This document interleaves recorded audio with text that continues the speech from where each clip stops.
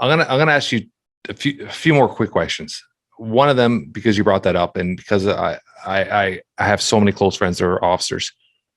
Where's your mindset? Because we could talk about this all day, I'm sure, but when you talk about police officers, I don't know how it is in the US, but I know in Canada, they go through 6 months of very basic training, very basic training, and then they put on the streets, and they're asked to put in situations where they're not able to handle it.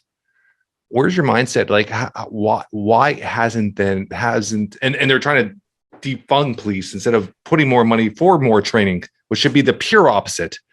Right. What's going to change this? What has to happen, or before they turn around and say, okay, you know what? Every 6 months, you got to go through 4 weeks of training. Like, there's got to be some type of regulation. What's going to change this? Well, you don't have to do much changing to make the changes that are necessary. You just who's going to do follow the structure. And the reality is this: what you said was correct. Yeah. You can't properly be prepared in 6 months for almost anything. And so the reality is, what you said is also true. You need to enhance the funding, not decrease it. Yeah. But first, just keeping it really simple. The police should be retrained as protectors, not retooled as financial institutions. Yeah. And that's what happened in a lot of places. They try to figure out, how can we use the police to generate more money? That's what people don't understand about defunding. Yeah. The police are making more money for their cities than they are receiving. Yeah. Yeah. Okay. Yeah. It's a money maker. That should never be, of course, but that's the problem. That's the core problem, right? Yeah. Yeah. The core problem is that we have created a society, a way for a socialist system, which is police being paid by tax dollars, to be a generating capitalist program. Yeah. There should be no way that there should be any correlation between police actions and profitability. Because once you start doing that profit policing, you destroy it. Because what we're supposed to have, at the very least, is law enforcement. Yeah. Okay. So if we really want protection, we need to change the entire concept, right? Yeah. Because law enforcement is based on prosecution. So the metrics, there's no such thing as positive metrics for law enforcement in any country. I love that. Yeah. There's no positive metrics. Yeah. So a lady said to me one day when I was driving by in her neighborhood, her wealthy neighborhood, she said, "Y'all don't do nothing." I said, "Ma'am, what do you mean?" She goes, "You just drive around." I said, "Ma'am, in the past 4 years," this is about 6 years ago. I said, "Ma'am, in the past 4 years, we've been in your community 24 hours a day, 7 days a week. Have you, in the 400 homes in your community, seen or heard of anyone being raped, robbed, or murdered here in the inner city of Detroit near 7 Mile?" She said, "Oh, I never thought of it like that." "Oh, no, it's not since you guys have been here." "That's correct, ma'am, because we stopped the rape, robbery, murder. That's why you don't have it." I said, "But remember the other day, the police were outside here right on the street. Yeah. They had all blocked off the other morning, 9 a.m. She goes, "Oh yeah, it's like 5 cars out here." "That's because 2 blocks from you, in this other neighborhood that we don't work in, there was a man coming out of his house at 9 o'clock in the morning who was shot 15 times and murdered."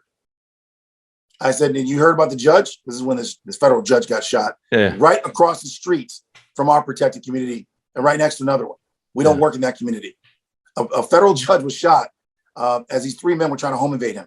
And the judge resisted, got shot in his leg, and kept the 3 men out of the house. The 3 young men, then ran away, jumped in their car, and took off. The judge saved himself and his family. They could have gone in there and killed his whole family. So resistance is going to happen.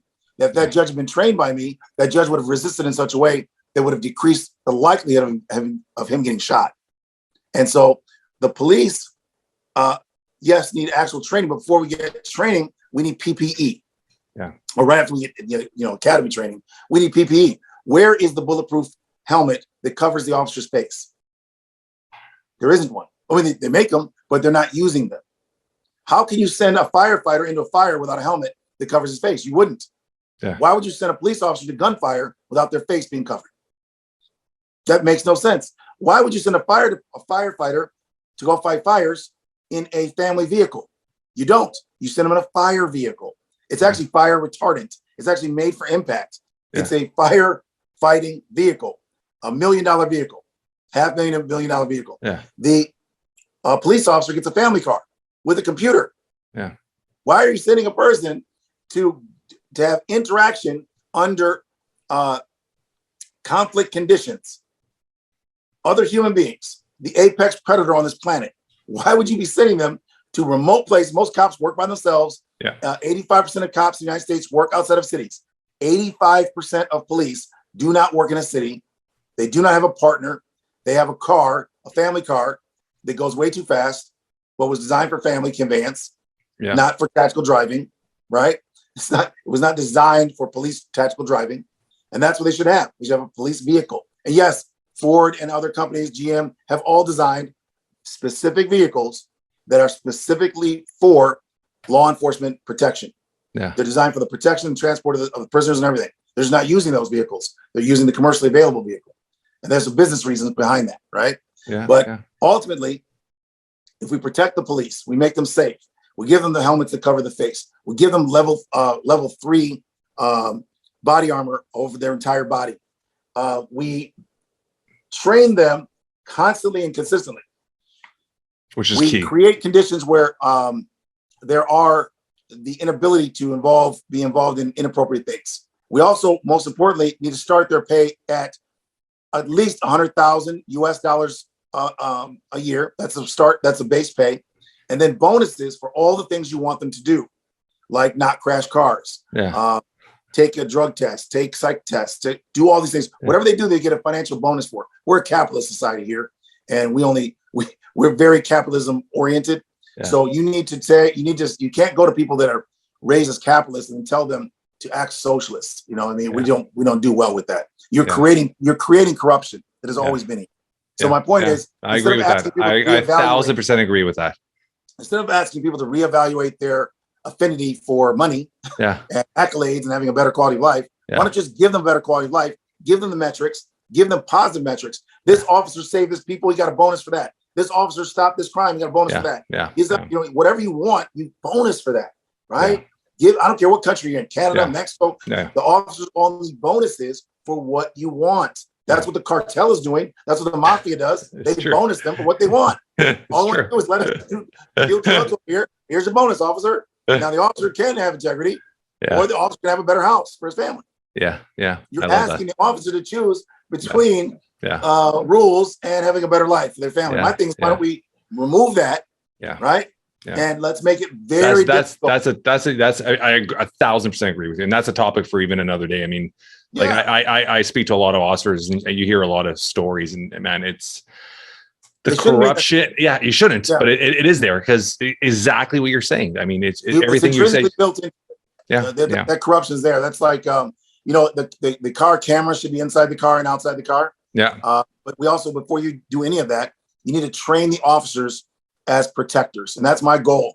So one of the things we have is a police training program that links the people and the police together by getting the business community to pay $100 an hour for cops to be trained in our system. $50 goes to the officer and $50 goes to the school. So the officer's getting $50 an hour to train in a system. That officer now knows a bunch of techniques that don't injure and kill people while simultaneously making it safer for the officer to dominate and control someone against their will, if need be. Infused in it is our psychology, which is how you create a non-adversarial interaction for a non-violent outcome. It's literally the method by which you join, mirror, and placate with a human to create a positive interaction for a positive outcome. I love it.